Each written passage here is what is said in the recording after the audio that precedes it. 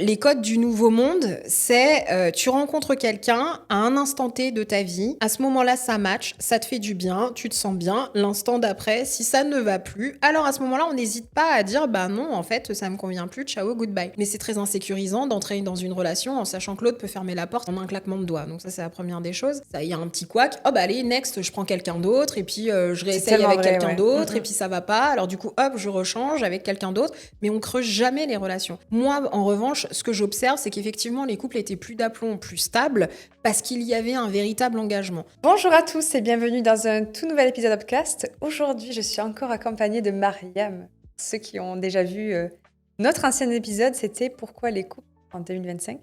Donc Mariam revient aujourd'hui et pour ceux qui ne la connaissent pas, je vous la présente. Elle est thérapeute, sexologue et coach de vie. C'est ça. Bonjour tout le monde. J'ai bien travaillé.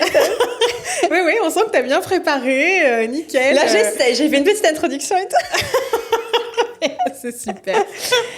Donc ensemble, Mariam, on va tenter de répondre à une question aujourd'hui. Oui. Pourquoi la génération 90 n'est-elle pas vraiment heureuse ? On va explorer les relations amoureuses, la santé mentale, le développement personnel, mais aussi les poids invisibles que cette génération porte. Tout un programme. Voilà. Donc que se passe-t-il vraiment dans la tête et le cœur des trentenaires aujourd'hui ? Est-ce que c'est une crise passagère ou un mal plus profond et surtout comment avancer ? Tellement de questions. Alors, selon toi, Mariam, pourquoi a-t-on l'impression que la génération 90 est moins heureuse que celle de nos parents ? En fait, je ne sais pas si elle est moins heureuse. Ce qu'il y a de certain, c'est qu'à mon avis, la génération 90 est surtout en quête de sens. Et moi, la façon dont je l'observe et ce que j'ai pu comprendre au cabinet... Je travaille en cabinet. Oui, c'est vrai. Elle a un cabinet à Versailles, les amis. Et surtout, ce que j'ai pu comprendre et observer, analyser, c'est que je pense fondamentalement que la génération 90, c'est ce que moi j'appelle une génération transition, une génération transitionnelle entre l'ancien monde et le nouveau. La génération 90, en tout cas ceux qui sont nés dans les années 90, fin 80 jusqu'à presque début 2000, c'est une génération qui a vu des changements arriver à une vitesse folle. Sans doute, à mon avis, que les changements sont arrivés, se sont succédés, mais ils sont quand même nombreux. Et on sait que l'humain, le changement, c'est quand même pas quelque chose avec lequel il est en totale adéquation, mais en tout cas facilité. On voit bien, tu décides de déménager, ça te provoque du stress parce que c'est la transition entre ton ancienne vie et ta nouvelle vie dans une nouvelle maison. La génération 90, c'est, à mon avis, une génération qui est en perpétuelle transition entre l'ancien monde et le nouveau. On est passé des cassettes audio, c'est vrai, à des CD, à du numérique avec les iPods. Aujourd'hui, les iPods sont nos téléphones, mais il faut quand même se souvenir que nous, on était là avec un crayon à tourner pour rembobiner la cassette. Mais c'est vrai. Donc, je me dis, mon Dieu, les gros PC, tu vois, quand c'est arrivé, c'était les gros écrans hyper épais. Les téléphones portables, c'est pareil. Moi, je me souviens très bien, mon père, le premier téléphone, mais c'était mouse costaud, le truc. Ça pesait une tonne. Ouais, ça nous paraît... avec les touches... Mais si tu regardes bien, c'était il y a quoi, 20 ans ? C'est pas... 20 ans ? J'ai l'impression que c'est vieux, mais encore plus que ça, quoi. Il y a 20, 25 ans, mais 25 ans dans une vie, c'est pas grand-chose. Normalement, on a un changement sur une génération. Là, c'est une succession de changements qui sont arrivés, qui se sont télescopés les uns à la suite des autres. On a à peine eu le temps de s'habituer à la nouvelle technologie, qu'il y avait la nouvelle qui arrivait derrière. C'est vrai.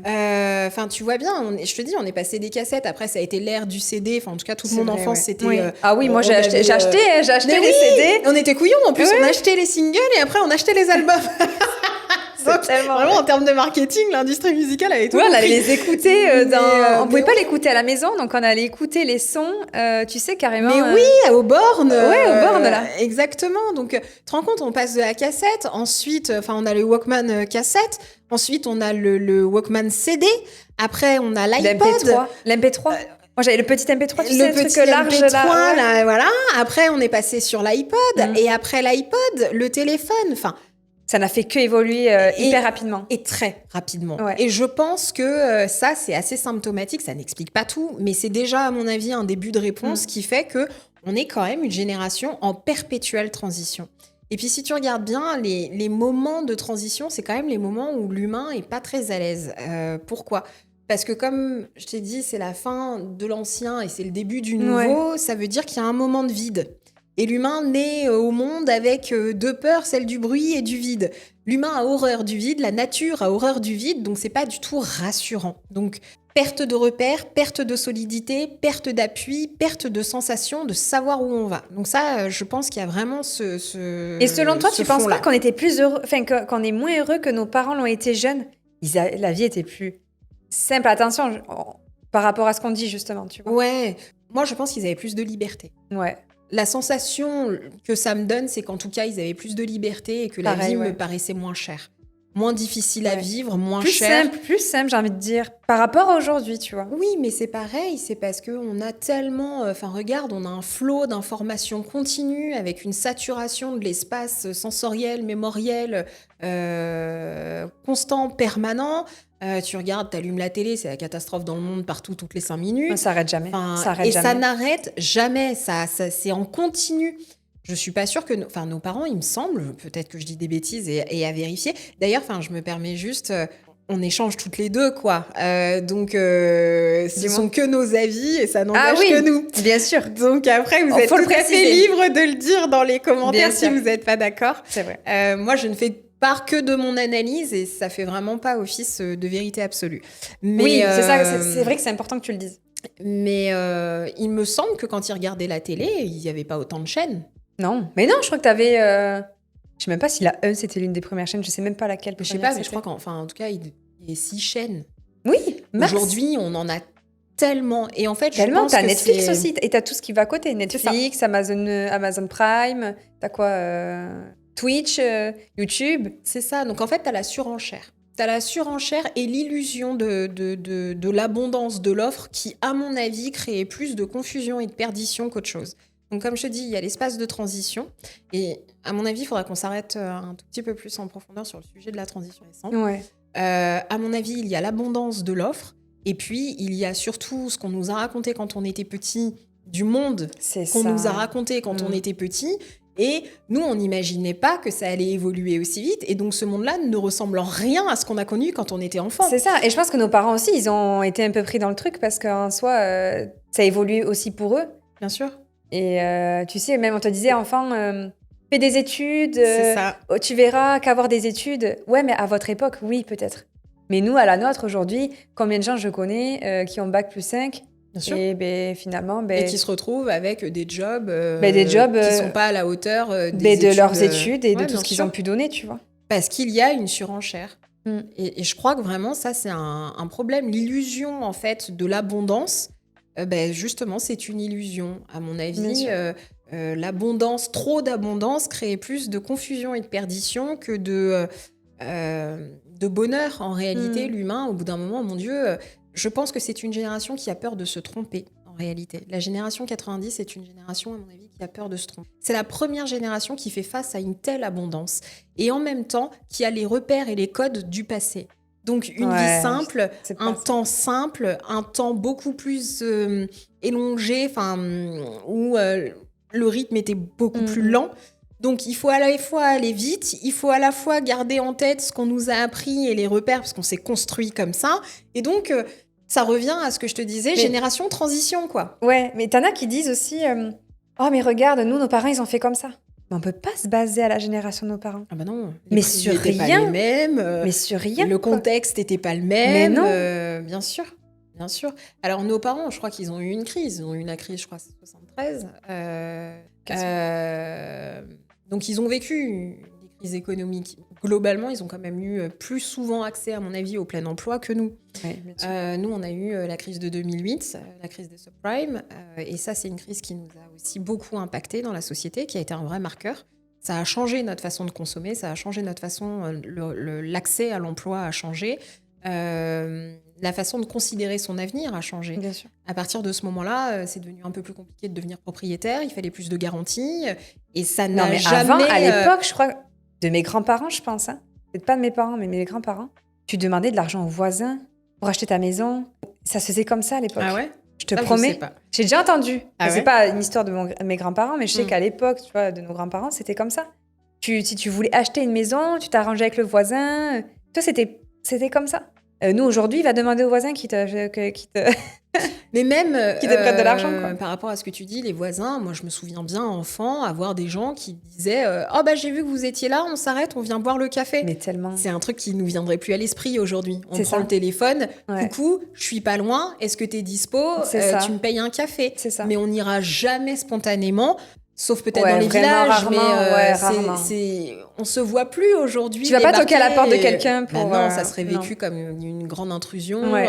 Et sans doute peut-être même un peu d'impolitesse, alors qu'avant, c'était de la spontanéité. Mais moi, je sais pas toi, mais moi, là, mes voisins, ça fait 2 ans et demi que je suis là, je ne les ai jamais vus.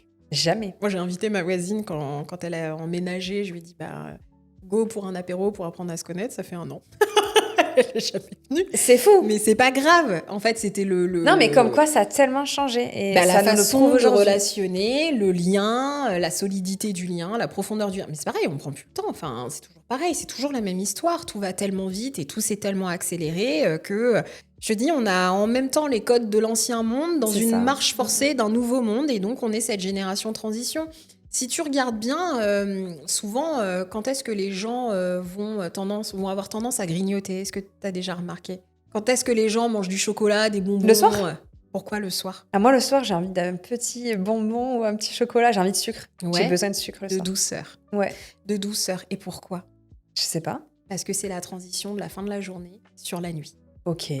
D'accord. Et c'est pas pour Je rien. m'étais toujours posé la question, pourquoi j'ai envie de sucre à cette Alors heure-ci? qu'on pourrait le matin, par exemple, tu tellement. vois, se lever et binge-watcher, enfin, tu Ouais. vois, mater des séries Netflix. Pourquoi on le fait pas le matin? Et pourquoi les gens se mettent à manger du chocolat le soir devant leur téléfilm, etc. C'est parce qu'en fait, il y a un espace de transition entre la fin de la journée et la nuit, le crépuscule, de la lumière à l'ombre. Et ça, les gens n'aiment pas. L'humain n'aime pas. C'est l'espace transitionnel, ce qu'on appelle un espace transitionnel. Et ça, l'humain n'aime pas. Pourquoi on donne un doudou aux enfants? Pour les rassurer. Pour les rassurer, pourquoi? Quand le parent n'est pas là. C'est l'objet transitionnel, c'est-à-dire que cet objet assure la transition Ok. entre le parent et son absence. Et nous, on a eu quoi pendant notre transition Et bien justement, c'est ça en fait, En fait, que on a je manqué de t'explique. quelque chose.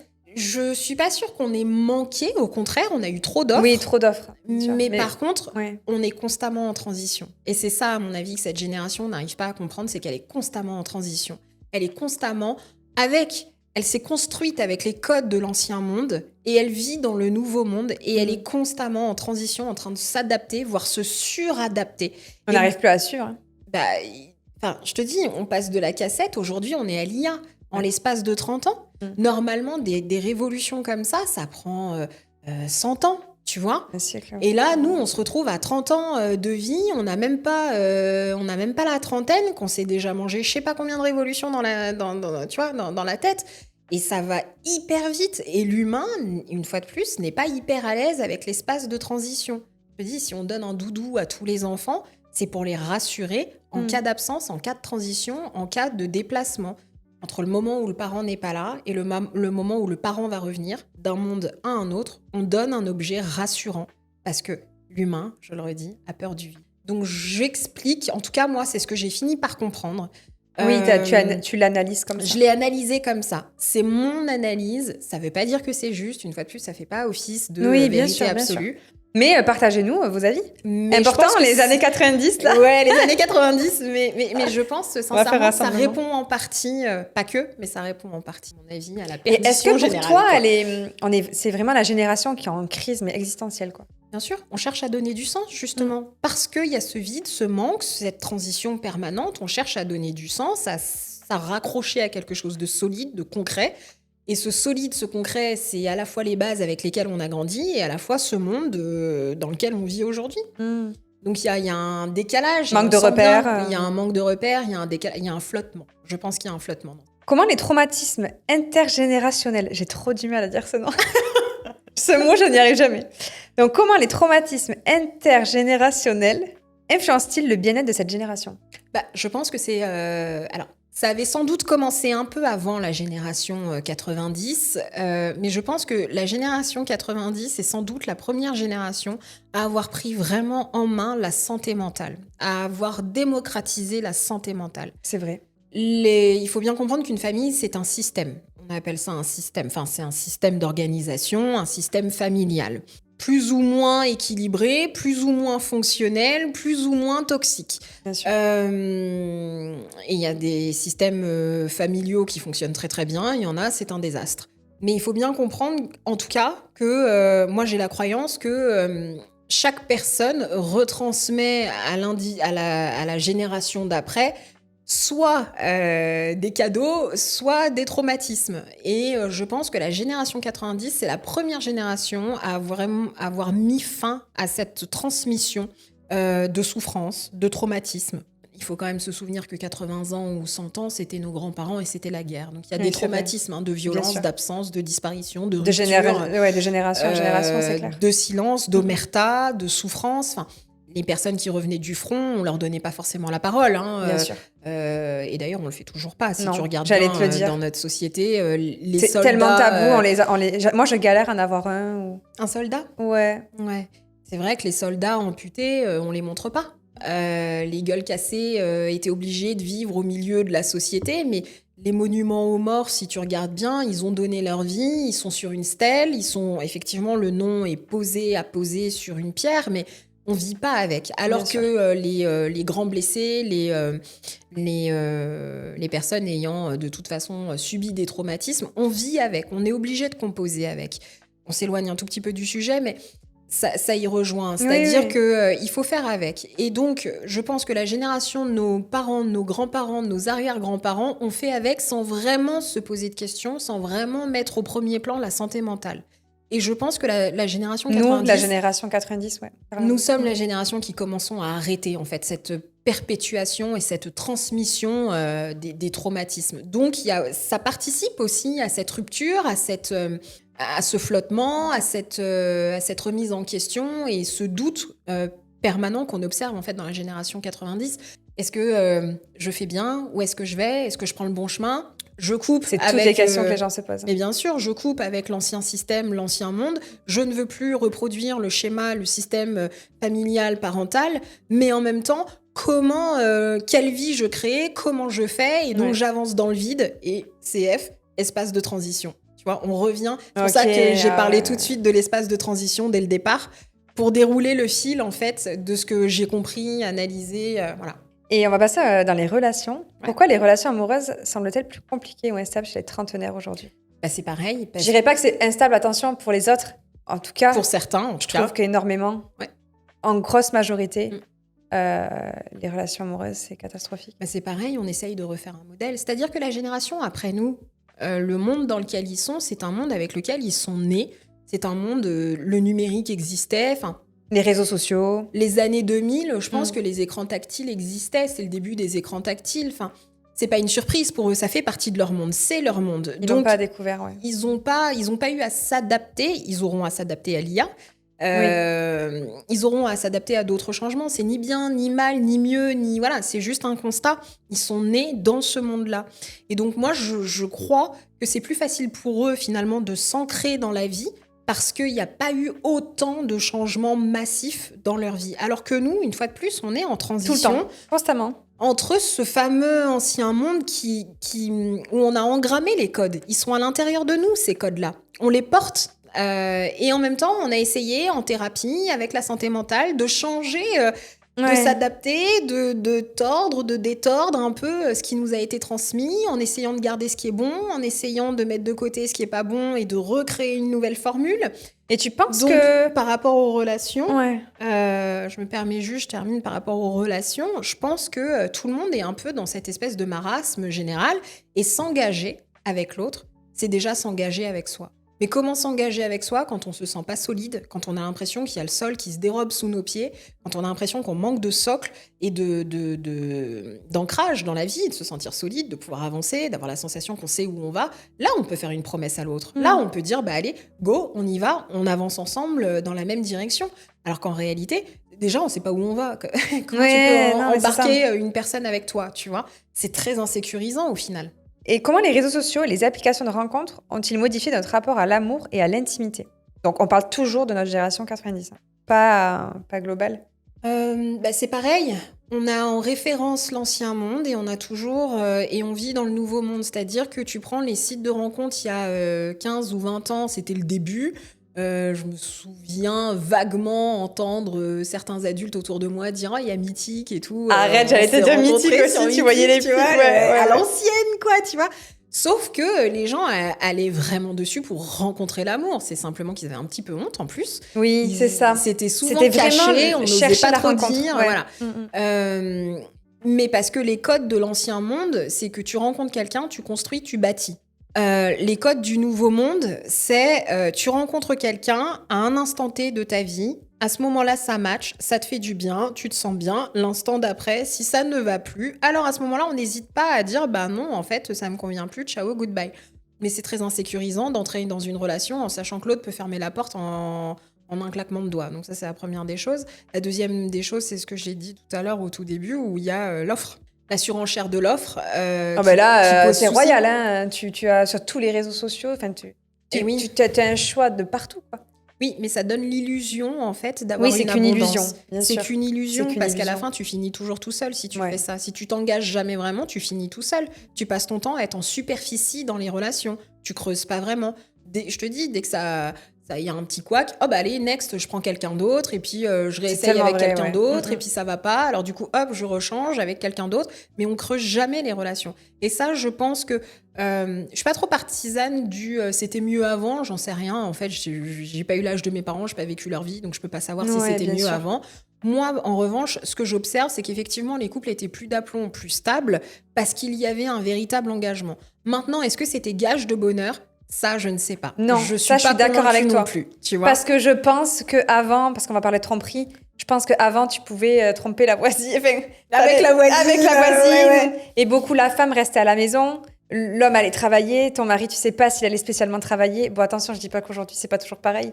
Mais c'était souvent comme ça. La femme restait beaucoup à la maison. Donc, elle sortait pas, elle savait pas. Elle s'occupait des enfants. Ouais. Et maintenant, c'est quand même beaucoup différent. Bah bien sûr, aujourd'hui la femme elle est indépendante, donc elle rentre à égalité dans la relation avec l'homme en termes de pouvoir d'achat, en termes de voilà, si ça va pas, elle peut partir aussi. Donc ça a quand même changé un peu l'équilibre relationnel.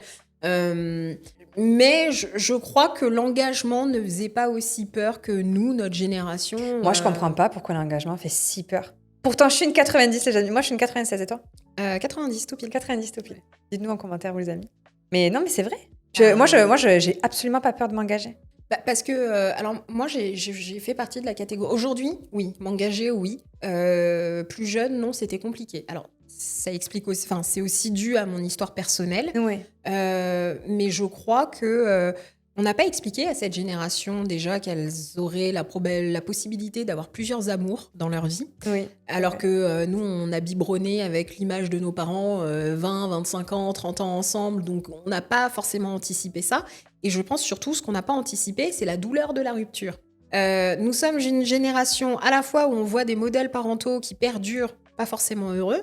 En même temps, c'est le début de la démocratisation du divorce et donc on sait encore pas très bien gérer la rupture. Donc on a vu nos parents en souffrance, en très grande souffrance, parce qu'émotionnellement, ils ne savaient pas gérer. Donc nous, ça nous a paniqué, ça nous a traumatisés. On n'a pas forcément envie de se réengager dans l'histoire. On sait qu'à la fois ça peut faire mal et à la fois il faut s'engager. Après, il faut aussi faire la différence, je pense, tu vois. Je prends un exemple, moi, je vais prendre de mes parents, ils ont eu des moments difficiles, tu vois. Mais peut-être qu'à un moment donné, ça a été compliqué, ils auraient pu tout plaquer. Bien sûr, sans doute. Et aujourd'hui, ils sont heureux, tu vois. Même si à un moment donné, ils ont été heureux. Alors, Mais c'est la quête du long terme. C'est la quête du long terme, parce que, bien sûr, et parce qu'ils s'aiment, ils ont fondé plein de choses, bien sûr.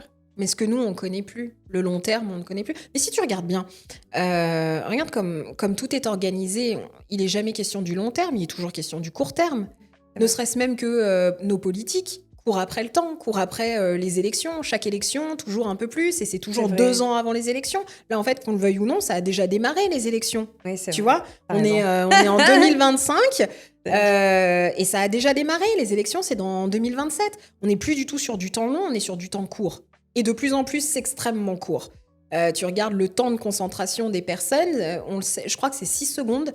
La mémoire collective, c'est 6 mois. Est-ce que tu te souviens de ce qui s'est passé il y a 6 mois ? Parce qu'il y a une surenchère, abondance de l'information, saturation, on va toujours beaucoup plus vite.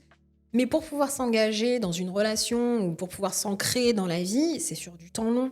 Et donc, Ouais. on est sur une transition, temps court, temps long, en permanence, on est les fesses entre deux chaises. Nous sommes la génération fesses entre deux chaises. Non, S'il mais- faut résumer, c'est à peu près ça. Mais c'est trop vrai. En vrai de vrai, c'est trop vrai. Ben oui. Non, mais ouais, moi, je suis plus, voilà, je dirais, enfin, moi, voilà, c'est encore que mon avis, mais moi, ouais, j'aurais pas peur d'engagement, pas peur que quand il y a vraiment des downs, on peut se relever, bon, à part quand il n'y a plus d'amour, cas grave, tu vois. Mais je sais pas. Je trouve qu'aujourd'hui, c'est je jette et je prends autre chose, parce que c'était chiant. Alors ça, c'est la contrainte. C'est le rapport à la contrainte, et ça, c'est Ouais. encore autre chose. C'est encore autre chose, on va s'emballer. Ouais. On va changer de sujet. Voilà. Bah, non, mais Non, mais c'est vrai, faut qu'on La reste quand même con- dans notre sujet. la contrainte, c'est pas quelque chose de très valorisé. Beaucoup parlent de solitude affective. Est-ce une réalité pour cette génération? Ben, c'est l'illusion. En fait, c'est ce que je te disais, c'est l'illusion de l'offre, de l'abondance, mais on va jamais en profondeur du lien. Donc en fait, on se sent seul. Constamment seule tout le temps. On est entouré, mais seul. Ça, je le ressens tellement. Je me sens entourée, mais seule. Et des fois, je me dis, oh, j'aimerais bien être entourée. Et quand je suis entourée, je me dis, oh, j'aimerais être seule. Mais c'est terrible, je sais pas Les si ça vous le fesses fait. entre deux chaises. Mais moi, ça me fait ça constamment. Ben oui. Alors moi, moins parce que j'ai choisi mes amitiés. Et que mes amitiés, elles sont sacrément solides. Ça, s'il y a un truc peut-être que j'ai réussi où je me suis engagée, Ouais, justement, moi, c'est moi dans j'y mes bosse amitiés. encore un peu, tu vois. J'y bosse quand même encore. Mais je me suis bien cassé la figure aussi avant. J'ai eu des amitiés très chaotiques. Aujourd'hui, à 35 ans, je connais mes amis. Alors, on connaît jamais vraiment les gens, mais voilà, j'ai eu le temps de construire, de nourrir la relation. Justement, j'ai pris Bien le sûr. temps, donc c'est sur du temps long. Et donc, je me sens pas seule. Je ne me sens pas seule. Mais avant ça, j'ai pu le ressentir. Être entourée, mais seule. Avoir cette sensation comme ça où concrètement, sur le papier, t'es pas seule, mais au fond, dans le cœur, tu... Et toi, au cabinet, Hmm. c'est quoi les troubles psychologiques les plus fréquents que tu vois chez les patients de notre génération? L'anxiété. Ok. L'anxiété, alors, Burnout, dépression? burn-out, dépression, c'est pareil. La génération 90, c'est la première génération qui a fait le master, le machin, le truc, qui allait bosser. Et à 30 ans, qui s'est mangé le burn-out dans la figure, quoi. Donc, et qui a commencé à en parler. Parce que je suis convaincue qu'en fait, ce qu'on vit, nos parents l'ont vécu, mais ils l'ont pas forcément conscientisé ni verbalisé. Ok. Nous sommes sans doute la génération qui avons commencé à vraiment mettre sur la place publique en disant « Wow, maintenant on arrête, on fait autrement. » Parce qu'en fait, Ça va pas du tout. ça va pas du tout, en fait, là. C'est pas possible. Il y a pas... problème. Il n'y a pas moyen de continuer comme ça. Donc, je pense qu'il y a ça en partie. Ouais, comme je te disais, c'est plutôt les personnalités de type anxieuse qui viennent consulter. Comme moi. Donc, si tu veux, de facto, c'est facile de dire, au cabinet, j'ai essentiellement de l'anxiété. Oui.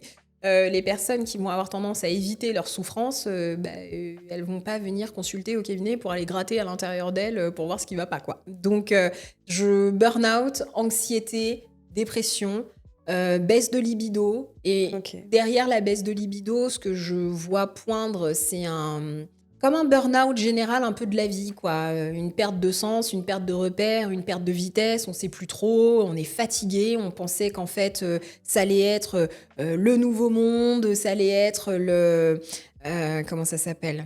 Les échanges internationaux, tu sais, Oui, je vois. le libre-échange à tout va. On pensait que c'était ça, la mondialisation heureuse, qui allait nous rendre heureux, consommer à tout va, et puis en fait, on se rend compte que non. En fait, l'illusion de l'abondance, le trop plein, le trop vite, le tout trop, ça rend pas heureux. Et puis en fait, à la fin, trop égale peu. Est-ce que pour toi, cette génération, elle est plus lucide ou simplement plus vulnérable? Les deux à la fois, je dirais. Et je dirais pareil. Plus vulnérable parce que transition, Ouais. comme on l'a dit au début. Donc en détresse un peu de quête de sens et de se dire, je fais comment? J'ai détruit le modèle parental qui m'a été donné, imposé, je l'ai refusé. Et en même temps, j'ai du mal à trouver du sens et du repère parce que j'ai les anciens codes dans un nouveau monde. Donc ça nous rend vulnérables et à la fois plus lucides dans le sens où je pense que, comme on a dit, on a tiré sur le frein à main, on a dit on va s'arrêter, on va pas refaire comme les parents. On est lucide, on est conscient, on sait que ça ne va pas, on essaye de faire autrement. Je pense qu'on essaye vraiment de faire notre mieux. Je pense que vraiment, on est une génération. Mais c'est une bataille en difficulté. constante. Ouais. Et attends, le paysage n'a plus rien à voir. Enfin, aujourd'hui, tu peux acheter cash un appart comme ça, c'est possible. C'est très difficile d'accès. Les désillusions vont les unes à la suite des autres, quoi. Mais parce que je parlais avec ma grand-mère l'autre jour et elle dit, tu vois, quand elle voit notre génération, elle dit, j'ai vraiment peur. Parce que quand même, c'était peut-être pour eux plus facile, la vie était moins chère, le coût de la vie. C'était peut-être plus facile quand même pour eux d'acheter. de pouvoir bâtir des choses, tu vois. Nous, construire et bâtir était sans doute plus facile. Maintenant, ils n'avaient pas accès non plus à toutes les informations que nous, on a.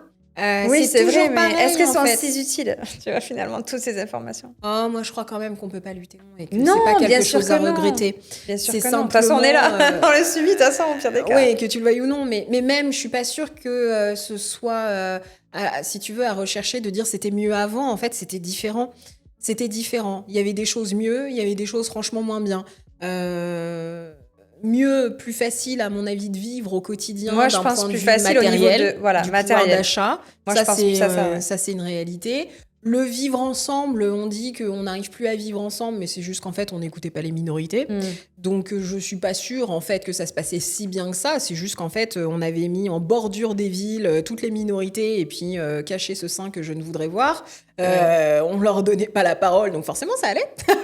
Alors que tout là, va bien comme ça. si, ils prennent la parole, ils s'expriment parce que c'est la seconde, la troisième génération des immigrés. Et donc, ils prennent la parole, ils ont droit à la parole, ils ont droit à la place, au monde, à la vie. Ils sont français. Ils ont une carte d'identité française. Donc, ils comptent, ils sont là. Et donc, on est tous en train de se réorganiser pour vivre par rapport à l'ancien monde, pour vivre dans ce nouveau monde. C'est une quête constante et permanente. Et je pense que nous, vraiment, on est un peu la génération fusible, quoi. Oui, non, mais on est totalement. vraiment entre les deux. Et quel conseil tu pourrais donner à un trentenaire là, qui se sent vraiment perdu, insatisfait dans sa vie? De se rassurer déjà, de se dire que c'est normal d'avoir peur, c'est normal d'avoir des doutes. Ça, je pense que c'est pareil, ça n'a pas été nommé dans le monde d'avant. J'ai du mal à croire qu'ils ont avancé comme ça. Alors, ils n'avaient pas la même maturité émotionnelle que nous, puisque nous sommes allés en thérapie. Une bonne partie de cette génération 90 est allée en thérapie. Donc, a développé une intelligence émotionnelle, une conscience émotionnelle. Mes parents ne sont jamais allés en thérapie. Je n'ai jamais entendu ma mère ou mon père dire « j'ai fait une séance de psy aujourd'hui, ça m'a fait énormément de bien ». C'est pas un discours qu'on a beaucoup entendu. Ah non, franchement. Moi, je crois que ma mère a fait une séance ou deux, mais elle n'y est pas restée longtemps. Ouais, voilà, pour tester, ouais. Mais parce que, une fois de plus, c'était pas forcément bien vu non plus. Aller chez le psy, il y a encore pas si longtemps, t'étais considérée comme fou ou avec des gros problèmes mentaux, quoi, si t'allais chez le psy. Moi, je vais le dire, mais gamine, j'ai fait une dépression et j'avais l'impression, on me faisait vraiment ressentir que, ouais, à un moment donné, je me suis dit, t'es folle, quoi. Bah oui, parce que ça, c'est les codes et le poids invisible des transmissions passées. Et je sais même pas si on pourrait dire que c'est une dépression du coup à l'époque. Je sais pas comment ils les analysaient. Peut-être que c'était un état de déprime passager, tu vois, un peu costaud. Mais Et je pense que justement, le fait de... Nous, les années 90, hein, je pense qu'il y a eu beaucoup de dépressifs. Je sais pas. Ça, je sais pas. J'ai pas les chiffres, j'ai pas les dépressifs, sources. Je sais pas si je peux dire ça comme ça. Ou tu vois, enfin, on se comprend. Non, mais des états de déprime au moins répertoriés. Mais je pense que nos parents aussi. C'est juste qu'ils ne le nommaient pas et qu'ils ne s'écoutaient pas. Bien sûr. Et donc, on mettait un mouchoir par-dessus et allez, vas-y que je te pousse et on avance. Et on avance même si c'est dur. Même si c'est dur, mais ils n'ont pas été heureux. Et je pense que nous sommes la première génération où on essaye d'être heureux. Et donc, on se rend compte que la tâche est plutôt ardue en fait. Parce que qu'est-ce que le bonheur ? Parce que pour chaque personne, le bonheur a une définition individuelle, particulière, unique. Et ce qui va me rendre heureuse, moi, ne te rendra pas forcément heureuse, toi, tu vois. Et donc, peut-être, finalement, accepter l'imperfection. Moi, je dirais. Ça, c'est un vrai sujet. Ça, par contre, c'est pas une question de génération 90, c'est juste qu'on vit dans un monde où on nous impose une espèce de perfection psychologique, corporelle, physique, esthétique. Il faut pas un cheveu qui dépasse, il faut avoir les dents alignées, il faut... C'est vrai. Et en fait, on est dans une espèce de marche en avant comme ça, là. Tu sais, en parlant de ça, je me suis toujours posé la question, c'est quoi, pour une femme ou un homme, peu importe, le corps idéal d'un homme? Le corps idéal... Regarde, tout à l'heure, on parlait de nos critères sur un homme. Mais oui, carrément. On n'a pas du tout les mêmes critères. Alors, on repose tout à l'heure, on a fait une pause et on était toutes les deux et on tchatchait et on papotait. Et effectivement, bien sûr, ce que moi, je vais trouver joli, ce sera pas la même chose que toi. C'est ça. Et heureusement. Et voilà, je veux dire, il faut tous nos goûts différents. Et heureusement qu'on est tous différents. Bien sûr. Il y en a, c'est des clones, quoi. Je veux ressembler à telle personne, tu les vois, c'est fou. Restez vous-même, quoi. Ouais, mais il y a quand même aussi cette injonction à la perfection. Oui. Plus t'es beau, plus t'es parfait, plus t'as de la visibilité, plus t'as des opportunités, quoi. Oui, mais plus t'es beau. Mais t'es beau à quelle hauteur de quelqu'un? C'est ça que je veux comprendre. Selon les critères de la mode d'aujourd'hui, mais ça a toujours existé, des critères de mode, ça a tout. Franchement... Même dans la Grèce antique, il y avait des critères de mode. de beauté. En Afrique, il y a des critères de mode. Et en plus, en Afrique, selon certains pays d'Afrique, les critères sont pas les mêmes. Enfin, il y a toujours eu des critères de beauté, de mode. C'est juste que là, dans nos pays occidentaux, le critère, c'est pas un cheveu qui dépasse, quoi. Donc, on a un peu du mal tous à essayer de rentrer dans les cases comme on peut. On s'organise comme on peut, quoi. Quelle pratique simple pourrait améliorer concrètement la qualité de vie de notre génération de 90 ? Qu'est-ce que tu pourrais donner ? Je sais pas, vraiment. Qui pourrait mettre en place ou je sais pas pour les aider ? Faire. D'arrêter de réfléchir et de faire. Je crois que c'est vraiment ça qui nous met dedans. C'est qu'on réfléchit trop, on essaye tellement de trop bien faire et On ne prend même pas le temps de vivre. C'est ça, c'est pas grave. Foutez-vous la paix, c'est pas grave. C'est pas grave, faites, essayez, trompez-vous. N'ayez pas peur de vous tromper. C'est parce qu'on se trompe aussi qu'on grandit, qu'on avance. Moi, je crois que c'est dans les crises qu'on fait les plus grandes avancées. Bien sûr. Et la preuve, on a fait un bon paquet d'avancées. Donc, trompez-vous. C'est peut-être le meilleur conseil, trompez-vous, et que moi aussi, je m'autorise à me tromper, qu'on se foute la paix, qu'on ait moins besoin de devoir cocher toutes les cases, quoi. Tu vois, moi, si je prends mon cas, je me dirais des fois, j'aurais pas fait ces choix-là. Mais si je me dis au final, ouais, ça a vachement perturbé ta vie, mais si tu n'aurais pas fait ces choix-là, je serais pas qui je suis aujourd'hui. Ça m'aurait pas apporté tout ce que ça m'a apporté. Ah, bien sûr, l'erreur, ça construit. Bien sûr. Ça construit, ça apprend, ça nourrit. Bon, il y en a, ça les nourrit pas trop. Il y en a, ils comprennent pas, ils recommencent à faisant jusqu'à ce qu'ils comprennent. Tu crois ? Ça m'arrive. Là, il y en a, il leur faut toute une vie. Ils comprendront jamais. Je crois que c'est ça, et puis arrêtez de vous comparer. Arrêtez de vous comparer à la génération d'après et arrêtez de vous comparer à la génération d'avant. Alors moi, je serais plus comparée à la génération d'avant. Ben oui, mais en fait, on prend des codes qui n'ont plus lieu d'être. On prend une éra, un moment de vie qui n'existe plus et qui ne ressemble plus à ce que nous, on a connu petit et qui, aujourd'hui, dans le monde dans lequel on vit, ça n'existe plus, ça n'est plus. Donc ça sert à rien de regarder, parce qu'on dit oui, la génération 2000, ça y est, ils font des bébés, etc. Oui, d'accord, mais eux, ils sont mariés, moi, il y en a, ils sont plus jeunes que moi, je me dis, putain, mais ils sont mariés, ils ont des gosses. Oui. Et moi Non, mais c'est vrai, quoi. Oui, ça met la pression, hein. Bien sûr. C'est notre sujet, mais ça met vraiment la pression. Mais ça met la pression parce qu'on nous colle la pression aussi, parce qu'il faut correspondre aux normes d'avant, une fois de plus. C'est vrai. Très bien, ils sont mariés, est-ce qu'ils sont heureux? On n'en sait rien. Enfin, je reçois aussi au cabinet énormément de jeunes, la vingtaine, qui ont plus du tout de libido. Moi, à 20 ans, j'avais de la libido. Ah ouais, moi, donc, moi j'ai jamais eu de problème à ce moment-là. Ils s'engagent, certes, mais est-ce qu'ils s'engagent bien? Est-ce qu'ils sont heureux? Ça, c'est encore un autre sujet. Est-ce que eux aussi, ils vivent pas avec une anxiété massive par rapport à l'éco-anxiété? Oh, je crois bien que si. Donc, oui, faut pas, on sous-estime absolument pas les autres générations. Ils n'ont pas été heureuses ou... Bien sûr, attention. En fait, l'idée, c'est pas de minimiser, mais ce que je veux dire, c'est que eux aussi ont leur propre challenge. Et que peut-être eux aussi se dépêchent de s'engager parce qu'ils ont peut-être une peur de la fin plus proche que nous. Oui, c'est vrai. On sait pas. Enfin, on pose des questions. Moi, j'en sais rien. Je dis ça. Elle répond juste. Mais peut-être qu'il y a un peu de ça aussi, parce que je le vois. Ils sont pressés de monter des entreprises, ils sont pressés de se marier, ils sont pressés de faire des enfants, ils ont tellement peur de passer à côté de leur vie. Mais c'est quoi, en fait, qui fait ça? C'est la fin brutale de moi, si je peux donner un conseil, qui pose toutes ces questions. Donc, nous, on cherche du sens. Eux, ils se dépêchent de vivre. Qui est le plus heureux? Qui a raison? Moi, perso, j'ai toujours voulu vite tout construire. Et si je peux donner un conseil, non, faut vivre au jour le jour, vraiment. Ne pas se prendre la tête et ne pas essayer de tout contrôler. Mais parce que, sans doute que... Moi, ça a été le problème de ma vie, ça. Ouais. Peut-être que cette génération maîtrise moins, et une fois de plus, tout va très vite. Donc, qu'est-ce qui nous dit que ces unions vont durer? On ne sait pas, on pose la question, et je souhaite. Toutes les personnes qui s'engagent, c'est vraiment ce que je souhaite, mais ça ne veut pas forcément dire que c'est un gage de bonheur, comme au même titre que nos parents qui se sont engagés très jeunes, et puis qui sont restés moi, toute mes leur parents, vie ensemble. ils sont mariés jeunes, ils ont des enfants jeunes. De bonheur, ça, je ne sais pas. Ouais, on ne sait pas. Hein. Voilà, je pense que nous sommes une génération, si on doit résumer, face entre deux chaises, à la quête du bonheur, à la recherche du bonheur, de l'équilibre et de définir ce qu'est pour chacun d'entre nous le bonheur, le sens. Et tant pis si on doit se marier tard, si on doit avoir des enfants tard, ben, au moins, ou pas du tout. Ou pas du tout, ben voilà, on aura essayé d'être authentique, d'être vrai et de surtout essayer de pas retransmettre les fantômes invisibles du passé. Et ça, parfois, ça prend toute une. Merci Mariam. Merci à toi, merci. Merci à vous, les amis, de nous avoir regardés, écoutés. N'hésitez pas, on attend vraiment vos réactions en commentaire. Vous avez beaucoup réagi, nous, à notre première vidéo. Oui, à la dernière vidéo, là.